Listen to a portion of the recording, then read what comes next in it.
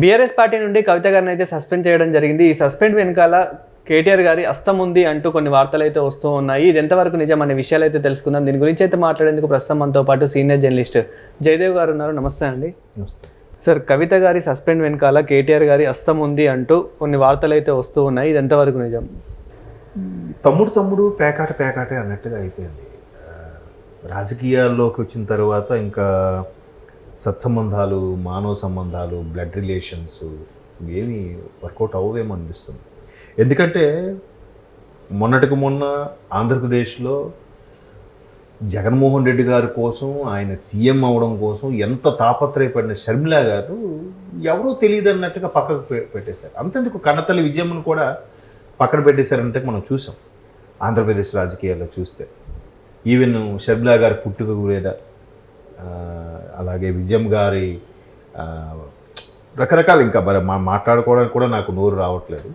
So ఇక్కడ కూడా కవిత గారు అంటే కేసీఆర్ గారికి పంచి ప్రాణాలు.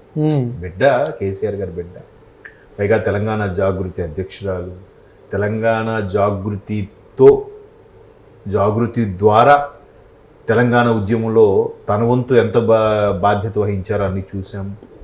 ఎవరు కూడా సూసైడ్ చేసుకోవద్దు, తెలంగాణ సాధించుకుందాం, సాధించే తీరుతాం, మీరు నిరుత్సాహపడద్దు అని చెప్పి ఎక్కడికెక్కడ మీటింగులు, వాళ్ళకి మోటివేషన్ క్లాసెస్ చెప్పి తిరిగి చాలా ఈ తెలంగాణ జాగృతి అధ్యక్షురాలు అంటే వెంటనే కవిత గారే గుర్తొస్తారు, కల్వకుంట్ల కవిత. ఈవెన్ ఆవిడ మాట తీరు కానీ, ఆవిడ అప్రోచింగ్ ఇంచుమించు కేసీఆర్ గారి యొక్క మాట తీరులాగే ఉంటుంది. ముఖ కవలికలు, ముక్కు తీరు అవన్నీ కూడా చాలా సందర్భంలో ఓపెన్గా ఆవిడ ఇచ్చిన ఇంటర్వ్యూస్లో కూడా మనం చూసాం. అట్లాంటిది కేసీఆర్ గారు ఎక్కడ స్పందించకపోవడం, కవిత గారు కొన్ని రకాల లేఖలు రాశారు అని ఆ లేఖలు బహిర్గతం అవడం, ఏది ఒక 4-5 నెలల కిందట. అసలు నేను నా తండ్రి గారికి మనసు విప్పి చెప్పుకోవాలనుకున్న లేఖలు ఎవరు బహిర్గతం చేశారు? ఏంటి కుట్ర జరుగుతుంది నా మీద? ఎందుకు నన్ను ఇంటి ఆడబిడ్డ, పార్టీ కూడా ఆడబిడ్డలాంటిదే కదా. మొన్న రాఖీకి మనం సరిగ్గా చూడలేదు, ప్రతి రాఖీకి కూడా కవిత గారు కేటీఆర్ గారికి వెళ్ళి కట్టడము, అది మనకి న్యూస్లో రావడము, పేపర్లో కూడా వేయడము. రాఖీ పండగకి అన్నా చెల్లెల అనుబంధం అంటే నిజంగా కేటీఆర్ గారికి చెల్లెల కోసం ఏదైనా చేస్తాడు అన్నట్టుగా మనం వార్తలు చదువుకున్నాము, కథలుగా విన్నాము. కేసీఆర్ గారికి 2 బిడ్డలు, 2 బిడ్డ కొడుకు, 2 కళ్ళు అనుకున్న ఇది ఇప్పుడు ఒక్కసారిగా కవిత గారు మీద సస్పెన్షన్ ఏంటి? ఆవిడ పార్టీకి ఎమ్మెల్సీ పదవికి రాజీనామా చేయడం ఏంటి? ఆవిడ మీద రకరకాలుగా బీఆర్ఎస్ నాయకులు కామెంట్స్ చేయడం ఏంటి? ఎంత కళా నిజమా అన్నట్టుగా అనిపిస్తుంది. ఇదంతా ఒక డ్రామా అని కూడా అంటూ ఉన్నారు. ఇది ఎంతవరకు నిజం అదే తెలియట్లేదు. ఎందుకంటే ఏ కన్ను కావాలంటే ఏం చెప్తారు కేసీఆర్ గారు? అటువంటి బిడ్డకి సస్పెన్షన్ ఏంటి? ఆవిడ రాజీనామా చేయడం ఏంటి? పార్టీ సభ్యత్వానికి, ఎమ్మెల్సీ పదవికి. తర్వాత పార్టీకి కేసీఆర్ గారు అధ్యక్షుడు అయితే కుడి భుజం కేటీఆర్ గారు అయితే ఎడం భుజం హరీష్ రావు గారు. అటువంటి హరీష్ రావు గారి మీద ఈవిడ మరలా కామెంట్ చేయడం అంటే, పైగా హరీష్ రావు గారు సొంత మేనల్డ్ కేసీఆర్ గారికి, చుట్టము కవిత గారికి బంధువు అవుతాడు. ఈ నేపథ్యంలో జాగృతికి అధ్యక్షులుగా ఉన్న అది కూడా ఆవిడ నుంచి తొలగించాలి, తప్పించాలి అనే కథనాలు కూడా బయటకు వస్తున్నాయి. ప్రధానంగా ఆయన ఎవరు భిక్షపతి, రాజారాము సాగర్, రాజీవ్ సాగర్, రాజారాం యాదవ్, రాజీవ్ సాగర్ వీళ్ళు కూడా మీడియా సమావేశంలో కూడా మాట్లాడి చెప్పడము. సో వాళ్ళు రిక్వెస్ట్ చేసి కేటీఆర్ గారు రంగంలో దించారు. కేటీఆర్ గారు ఎక్కడేమో మాట్లాడలే, స్టేట్మెంట్ ఇవ్వట్లేదు. ఎందుకంటే కవిత గారు అరెస్ట్ అయినప్పుడు నిజంగా ఆ రోజు అక్కడ టీం ఎవరైతే వచ్చారో, ఆవిడ మహిళా ఆఫీసర్, ఎన్ఫోర్స్మెంట్ డైరెక్టరేట్ సంబంధించి, ఆవిడ రాగానే వెంటనే వెళ్ళి ఆవిడతో ఫైట్ చేసి, మీరు ఎలా అరెస్ట్ చేస్తారు, కోర్టులో స్టే ఉందని కానీ చెల్లెల కోసం ఎంతో ఫైట్ చేసిన కేటీఆర్ గారు ఈరోజు కేటీఆర్ గారే కవిత గారి యొక్క జాగృతి కూడా తప్పిస్తారని చూస్తున్నారు అనేది, అది డ్రామానా, నిజంగా రాజకీయాల్లోకి వెళ్తే ఎంత కటువుగా మారిపోతారా అనేది చెప్పడం. ఎందుకంటే జగన్మోహన్ రెడ్డి గారిది ఒకటి చూసాం మనం.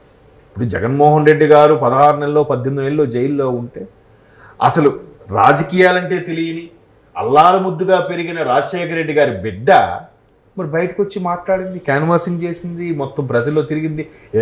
ఏమేం మాట్లాడుతుంది, ఏమేం పీలగొంతుకు వేసుకొని మాట్లాడుతుంది, ఈమె ఒక నాయకురాలా అన్నారు.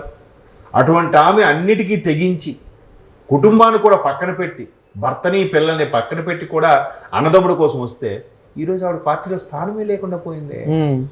సొంత వైసీపీ వాళ్ళే షర్మిలమ్మకి నానా మాట్లాడినారే కార్యకర్తలు, సోషల్ మీడియా వేదికగా జుగుప్సాకరమైన వ్యాఖ్యలు చేశారు. ఆమె పుట్టుక మీద కూడా ప్రశ్నించారు. ఎంత దారుణమైన ఘటన అంటే రాజకీయాల్లో వస్తే ఎంతగా దిగజారిపోవాలా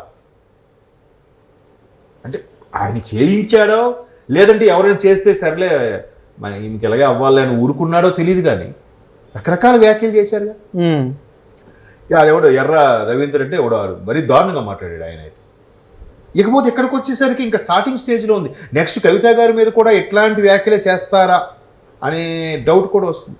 ఆశ్చర్యపోనక్కర్లే, ఎందుకంటే సోషల్ మీడియా విస్తృతంగా స్ప్రెడ్ అవుతున్న ఈ రోజుల్లో ఎవడు ఏదైనా మాట్లాడచ్చు. ఒకవేళ కార్యకర్త మాట్లాడినా వీళ్ళు ఖండించినా ఖండించకపోయినా నాకు తెలియదు వాడు అత్యంత అభిమానంతో అలా మాట్లాడాడు అంటారేమో. జగన్మోహన్ రెడ్డి అలాగే అన్నారు కదా, నేను మరి వాళ్ళకు ఉన్న అభిమానం అటువంటిది అందుకే అలా మాట్లాడుతున్నారు, నన్ను ఏమనంటే ఎవరు తట్టుకోలేరు అన్నట్టు కూడా ఒకనొక టైంలో స్టేట్మెంట్ ఇచ్చాడు ఆయన. అంటే అఫ్కోర్స్ షర్మిలా గారి గురించి కాదు, చంద్రబాబు నాయుడు గారి గురించి కొంచెం అసభ్యంగా మాట్లాడినప్పుడు నా మీద ఉన్న ప్రేమతో నా కార్యకర్తలు మాట్లాడతారు అన్నట్టు కూడా స్టేట్మెంట్ ఇచ్చారు. అంటే అలాంటి పరిస్థితి కూడా ఇక్కడ కూడా వస్తుందేమో. ఎందుకంటే చాలా వార్తా కథనాల ప్రకారం కేసీఆర్ గారు జగన్మోహన్ రెడ్డి గారు మంచి మిత్రులను కూడా మనం చూసాం. ఆయన తుంటి ఎముక ఆపరేషన్ అయినప్పుడు కూడా జగన్మోహన్ రెడ్డి గారు వచ్చి పరామర్శించారు, గంటన్నర సేపు మాట్లాడి వెళ్ళారని కూడా మనం చూసాం. సో వీళ్ళు కూడా అదే స్ట్రాటజీ ఫాలో అవుతున్నారా? మరోవైపు కవిత గారికి కాంగ్రెస్లో ఆఫర్ ఉందంటారు, మరోవైపు కొంతమంది కవిత గారికి బీజేపీలో ఆఫర్ ఉంది, అందుకే ఆవిడ ఇలా వచ్చేసింది బయటికి. ఎంత వచ్చేసినా మరీ కుటుంబ సభ్యుల మీద పార్టీ మీద అభాండాలు వేసి ఎందుకు వస్తారు? ఇప్పుడు చాలామంది కేశవరావు గారు, కడియం శ్రీహరి గారు లాంటి సీనియర్ నాయకులే మెల్లగా పార్టీని తప్పుకొని కాంగ్రెస్లోకి వచ్చేసారు.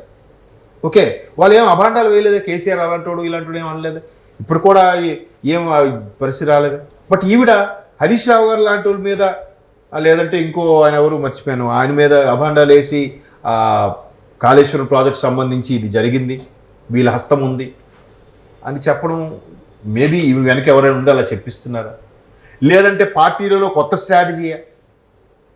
ఇప్పుడు ఉన్న పార్టీలోనే ఇలా విడిపోయారు అనుకోండి, వేరే వాళ్ళకి ఓటు వెళ్ళకుండా వీళ్ళకి ఓటు బ్యాంక్ వస్తుంది కదా, అప్పుడు రెండు కలిస్తే మళ్ళీ అప్పుడు క్లబ్ అయిపోవచ్చేమో కదా, అలా కూడా జరగచ్చు. There is a chance.